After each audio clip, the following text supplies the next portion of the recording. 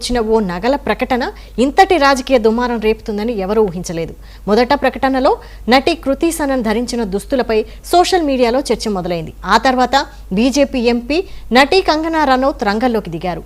కృతి దుస్తులపై తీవ్ర అభ్యంతరం వ్యక్తం చేశారు. అక్కడితో ఆగుతుందనుకున్న వివాదంలోకి కాంగ్రెస్ అగ్రనేత రాహుల్ గాంధీ ఎంటర్ అయ్యారు.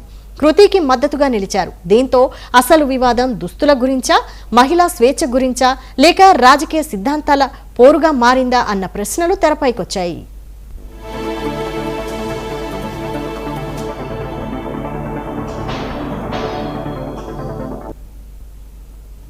రాఖీ పండుగ కోసం నగల బ్రాండ్ గివా రూపొందించిన ప్రకటనలో కృతి సనన్ కనిపించారు. ఇందులో ఆమె ఐవరీ రంగు ఇండో వెస్టర్న్ దుస్తుల్లో బ్రాలెట్ తరహా టాప్, కేస్ డ్రేప్డ్ స్కర్ట్తో కనిపించారు. రాఖీ కడుతున్న సందర్భంలో ఈ తరహా దుస్తులు ఎందుకు అంటూ కొందరు సోషల్ మీడియా వినియోగదారులు ప్రశ్నించారు.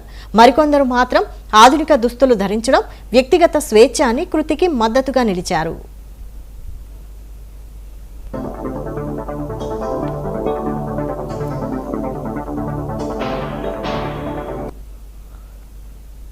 వివాదం ముదిరిన సమయంలో కంగనా రనౌత్ చేసిన వ్యాఖ్యలు మరింత మంట రాజేశాయి. రాఖీ కడుతున్నప్పుడు బికినీ లేదా లోదుస్తుల్లో కనిపించే దుస్తులు ఎందుకు అని ధరించాలి అంటూ ఆమె ప్రశ్నించారు. అందుబాటులో ఎన్నో రకాల దుస్తులు ఉన్నప్పుడు రాఖీ వంటి పండుగకు ఇలాంటి దుస్తులను ఎందుకు ఎంచుకున్నారని ఆమె నిలదీశారు. ప్రకటన ఉద్దేశపూర్వకంగానే అసౌకర్యంగా అనిపిస్తోందంటూ తీవ్ర వ్యాఖ్యలు చేశారు.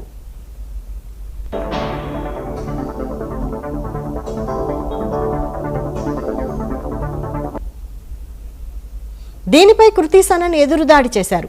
కంగనా పేరు ప్రస్తావించకుండానే స్పందించారు. పండుగల అసలు సారాంశం దుస్తుల్లో లేదని, వాటి వెనక ఉన్న భావోద్వేగం, అనుబంధం, సాంప్రదాయాల పట్ల మనసులో ఉన్న గౌరవంలో ఉందని చెప్పారు.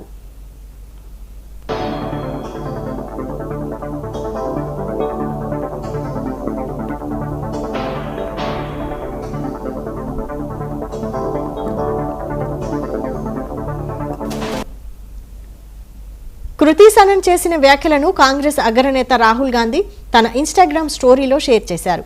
మహిళ ఏం ధరించాలి, ఏం చేయాలి, ఎక్కడికి వెళ్ళాలి అనేది ఆమె వ్యక్తిగత నిర్ణయమని పేర్కొన్నారు. మహిళలు తమ స్వేచ్ఛను వినియోగించుకుంటున్నందుకు వారిని ట్రోల్ చేయడం ఆపాలని అన్నారు. దీనికి కంగనా కౌంటర్ ఇచ్చారు. బీజేపీ అధికారిక సోషల్ మీడియా ఖాతా నుంచి వచ్చిన ఓ పోస్టును ఆమె షేర్ చేశారు. అందులో రాహుల్ గాంధీ మహిళా స్వేచ్ఛ, పితృస్వామ్యంపై మాట్లాడుతున్న దృశ్యాన్ని వ్యంగ్యంగా చూపిస్తూ మహిళా హక్కుల విషయంలో కాంగ్రెస్ వైఖరిపై పలు ప్రశ్నలు సంధించారు. కంగనా ఆ పోస్టుతో పాటు బ్రో వెయిట్, భరత్ మాతాకి జై ప్రారంభిద్దాం అన్న అర్థంలో కౌంటర్ ఇచ్చారు. దీంతో రాఖీ యాడ్ వివాదం పూర్తిగా రాజకీయ పోరాటంగా మారిపోయింది.